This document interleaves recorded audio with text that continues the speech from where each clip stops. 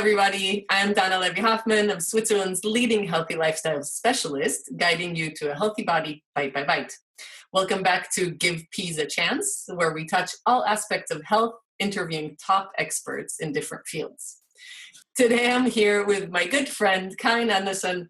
Karin is a certified grief recovery specialist and ETF tapping practitioner. For years now, Karin has been helping people around the globe to successfully let go of grief, stress, and overwhelm. Her talent in supporting individuals regain their emotional balance has been recognized by a number of organizations and the corporate world. I'm really excited to have you here with us today, Karin. Thank you so much for that introduction. Sure thing, and thank you for being here. You're awesome. I've been to your courses. I've seen you in action, and as soon as I was thinking of doing this interview series, I had you in mind because I think what you're doing is awesome, and I think your story is really amazing.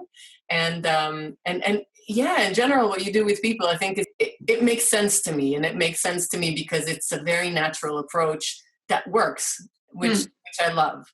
So why don't you start by telling us what actually ETF actually is and what it means? EFT is an abbreviation, and it stands for Emotional Freedom Technique. The approach is very much like Chinese medicine acupressure. Okay. We use the fingers instead of needles, sort of married or merged together with very sort of modern psychology / coaching. Okay. It goes into the emotional side of things.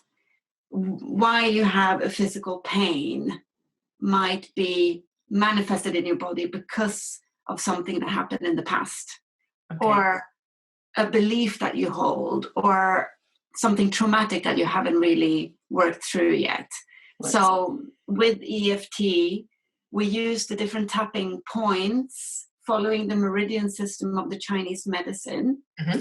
And what they have seen scientifically that it does is that it reduces the arousal of the stress response. Okay. So for example, they did research on actually taking blood samples and looking at the level of cortisol in the blood, which is one of the stress hormones. We are acutely aware of the adrenaline. That's very common. We know about that. And then there's cortisol. That is also a stress hormone that gets released during the fight-flight response. Right. When that stays in the body for too long, it starts an inflammatory process in the body. Right. So they had 3 different groups, and they measured the blood tests, obviously. One group was having talk therapy together with EFT tapping. Okay. Second group had talk therapy. Mm-hmm. Third group had nothing.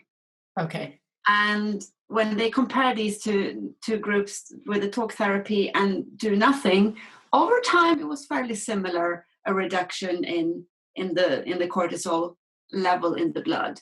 Right. The EFT talk therapy group, it reduced with 24% within that 1 hour. Wow. Which is amazing.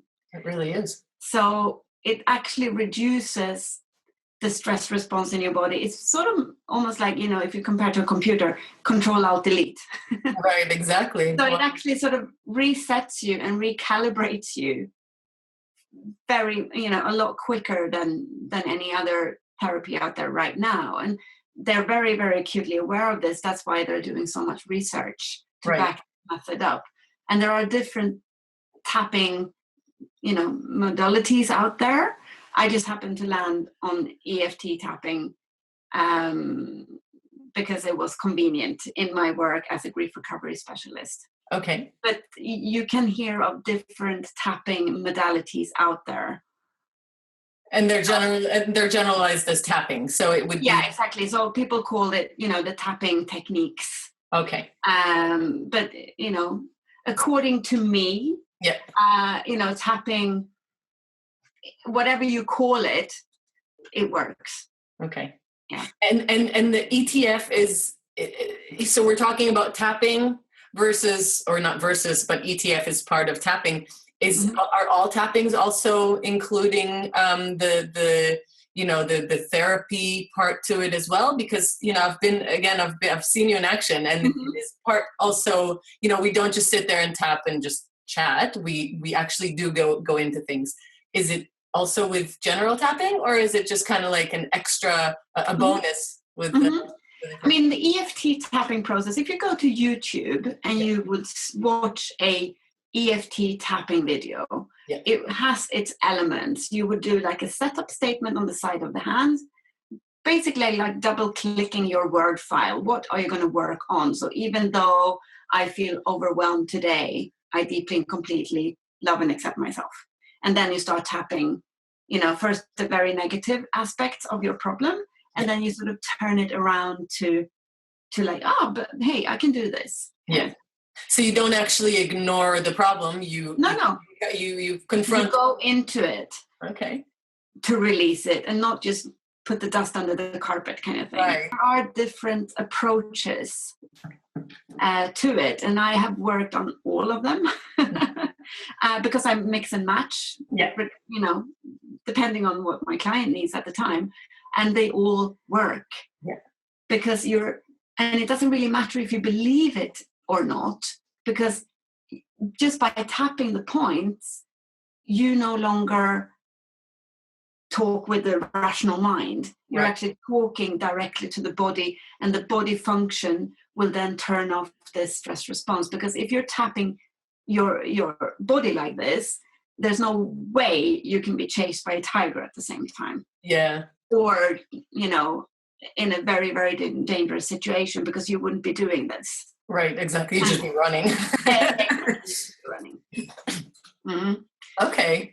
Excellent. That's super interesting. I mean, so it actually does it also, it helps the energy flow, doesn't it, in the body? So it actually kind of unblocks certain things. Yeah. I mean, I take the computer analogy a lot because we use them on a daily basis. Yes, unfortunately. This body of ours, that's our hard drive. Yeah. We don't have a cloud somewhere to send the pain and the frustration and the trauma out to and let it sit. Yeah. So a trauma will be stored and saved somewhere in your body if it's not released. Right. So it might be, your back pain or your headaches or your frozen shoulder or whatever. And with this technique, I will then go in and check under the hood kind of thing. Like, if there was an emotion stuck in your shoulder, what would it be? Right. Who is the person you're angry with and why? And so on and so forth. And when people actually start talking about it and crying about it and like releasing it finally, the shoulder doesn't have to carry it anymore. And that's why you see such drastic improvement rates. Right. Because it might be something that they've never talked about, never thought about, ever. And now it's like up in the air. It's almost like a spring clean. You're sort of shaking out those sheets, and all of a sudden the shoulder does not have the responsibility anymore to carry that. Yeah. It's like finding something you haven't been looking for for a very long time, and then it's there. And it might be a very uncomfortable process because we need to go in and like look at things that you might not want to look at because you've been storing it so hard. Yeah. And it takes a lot of energy to store it as well. I mean, you're draining yourself, right? Because you're so busy keeping everything together, right? And when you then release it with tapping, and you can do this by yourself as well. Yeah. That block can then be released. It's amazing how it actually keeps in our body physically. I mean, I love it. I think our bodies are amazing. They are. Theory that we hardly understand anything about it. Mm-hmm. Yet it is, we're proving time and time again how natural healing of any sort, if it's through food, if it's through tapping, if it's through a million things, is actually just, making the body thrive. When we met, I thought, I'd come out kind of drained. Because we're talking emotions and we're talking, about things that you try hard not to think about every day, really. And I actually felt energized because I felt like we, like you said, it was drained. Something was finally off my shoulders or off my, whatever it may be, emotions. And that just kind of made me glow. I was kind of like, oh my God, this was amazing. Yeah. You were talking about grief, and I know your story, and I would love for you to share that, because I want people to understand what actually brought you to start with I keep saying it wrong, with EFT. EFT, Emotional Freedom Technique. Right.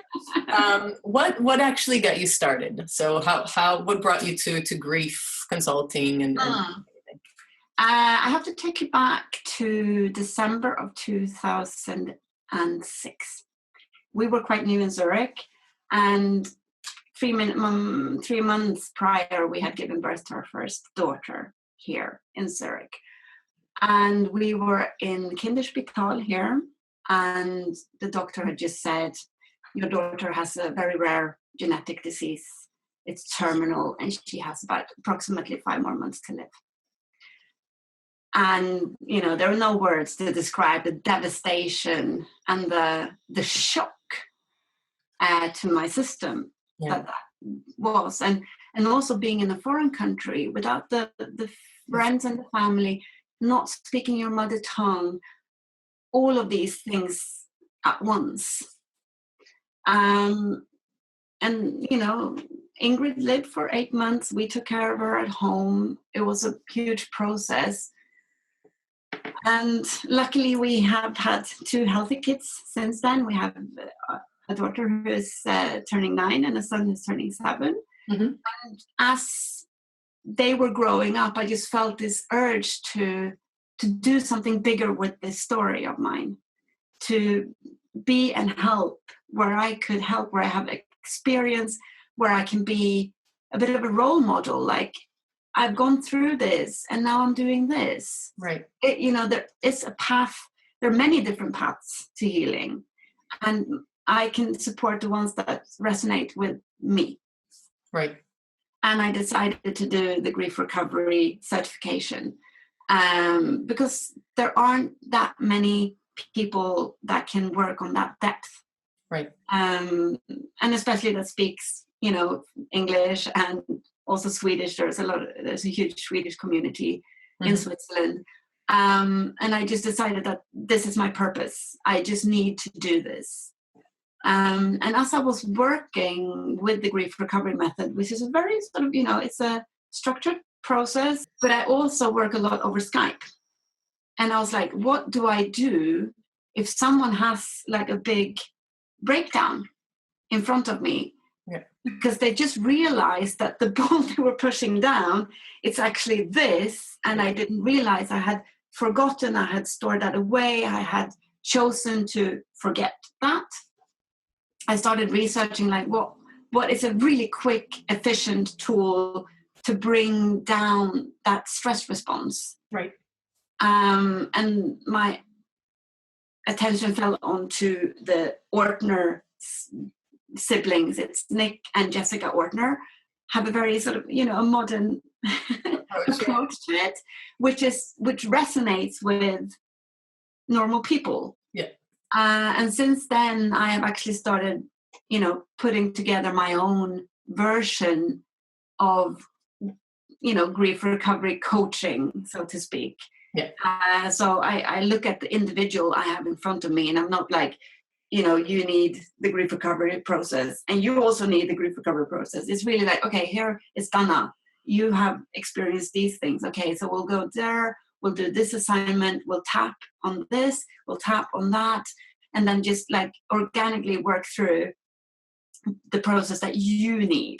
Right. So it's a lot more personalized than huge. Like it's like tailor-made for each and every individual that comes, because we have all different experiences, different backgrounds. We have been taught different things when we grew up.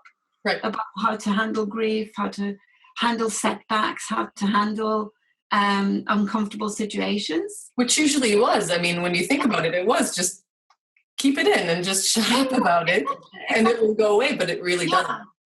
It is unprecedented in our time that we have the time and the means to even do like coaching and looking at nutrition and looking at lifestyle and all of that, because before this it was more or less survival. So you've mentioned a few things by now that you specifically or that in general you can use the EFT for.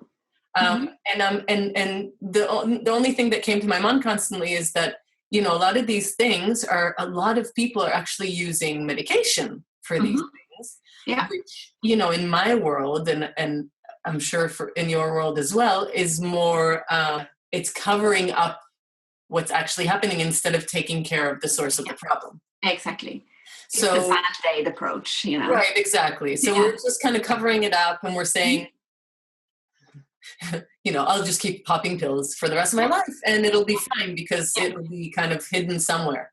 But of course, even when we're taking pills, for depression, for example, or for, which grief will inevitably, I think, will bring people to some sort of depression. We're popping those pills and we're saying, okay, but my shoulder still hurts. And we're going to take something for the shoulder. And, so it's kind of like a snowball instead of kind of, shuffling the snow away and, bringing out the sun to melt it away. We're actually kind of building it up. Do you believe that? Do you believe that most, well, I'm not going to generalize because of course, modern medicine does have its place. And oh yes, absolutely. We do need it at certain times. But do you believe that there are many things that we can use EFT in order to treat instead of? I think if you look at EFT or tapping techniques in general, look at it as an emotional first aid technique. So it's not about replacing or talking another method down or anything, but it's just a fantastic emotional first aid tool to use and to know about. Because, for example, I can just take a very, very basic example. I dropped a huge planted pot on my toe. I mean, we're talking 10 kilo-ish. And, my belief and my pattern is that, okay, when you drop something on toe, toe is going to swell, blue nail, not going to work for, X amount of days, not being able to wear shoes. It's just like almost like a program that starts, drop thing on toe, this will happen. Right. And then it will obviously happen because it's going to happen. But instead of, starting that tape, I started tapping. And I actually just started tapping here because it was so darn painful. Yeah. And I was just tapping here and screaming and crying and swearing a lot. And I was alone with the kids at home. Yeah. And I was doing that for maybe 15 minutes. Okay. And just getting all the anger and the frustration and the pain out. And after 15 minutes, my daughter was like, are you going to lie here for long? Because we have a dance class to go to, And literally within that hour, I was in my trainers on my trottey, very Swiss, going up to that dance class. Yeah. The day after, I was in high heels at a networking event, telling the story, and then I started tapping, and I was like, that was actually yesterday. Just realizing that it was such a short time, and no pain, no blue nail, not this, not walking for X amount of days. It was tender when I pushed it, of course, but it was not at all the same. And that was me using it as a first aid technique. So I use it very much in a daily, like when frustration or you burn yourself when you're cooking or whatever. My kids also use it a lot for that, when they fall off a bike or whatever.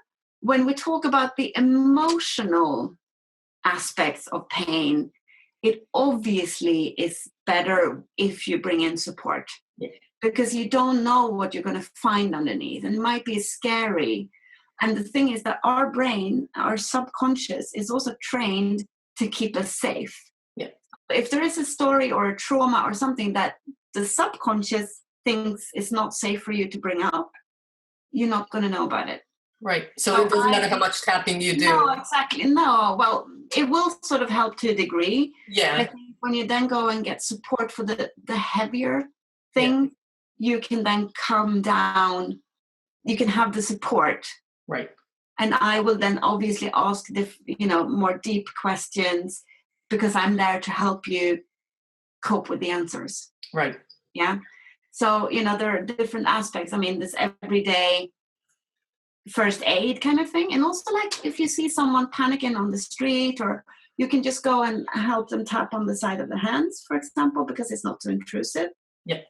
So that's one aspect, but the deeper, like the deeper questions, the deeper traumas, the grief, I would recommend that you get support to do that. Right. You would need a professional like you to actually because make it more effective. Because it can be dark and scary, and the subconscious is not going to let you sit with that pain alone. Right.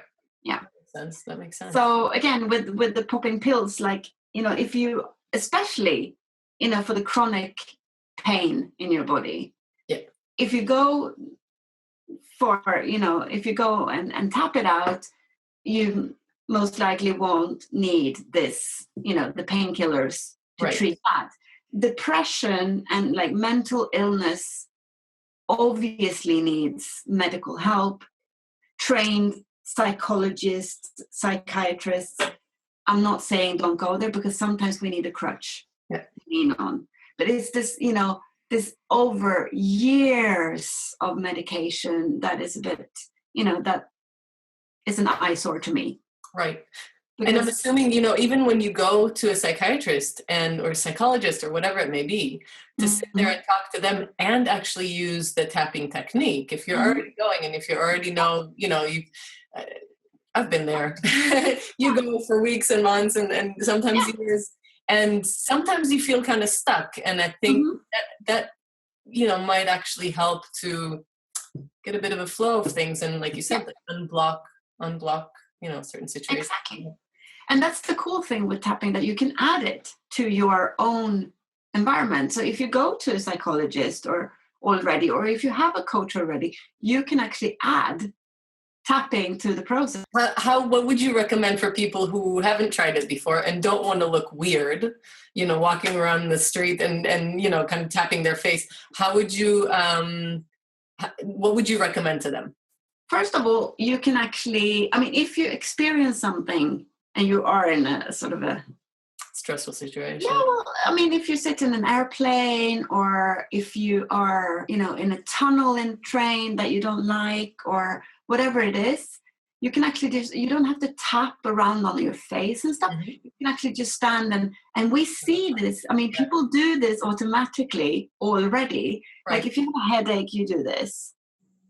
You're sort of massaging the end points of the meridian system already. Yeah.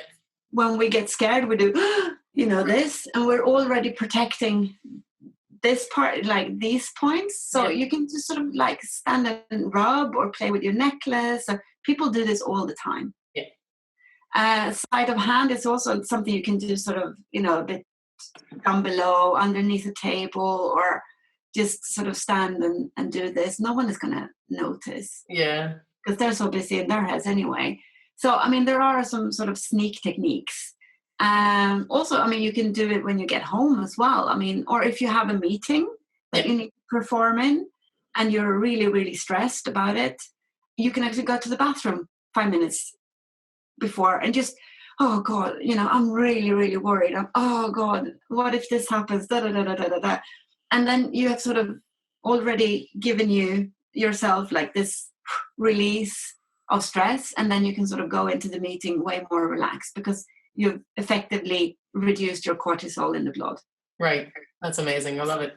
Yeah, because what happens also when the cortisol and the adrenaline is running the show, or the stress response is running the show in your brain, it turns off your prefrontal cortex, which is your good ideas, your thinking, your language, your communications, all that fantastic stuff that you want to have access to in a meeting or a presentation or whatever you're doing. That is actually turned off So while tapping, you're actually opening that door again. So it's a very practical tool. And I say to my kids a lot, like, if you have a test in school and you get stressed, deep breath, and maybe start, tapping on the side of your knee, or just bring yourself back in the body. Right. And they do that. I mean, it's amazing because we've all been there. We've all had, some situation where we were, staying up all night thinking about it. We were preparing for it for days or weeks or months. And you come to that meeting or that situation and you just go, you don't really know what to do. You forget everything that you worked on just because of, that the stress aspect.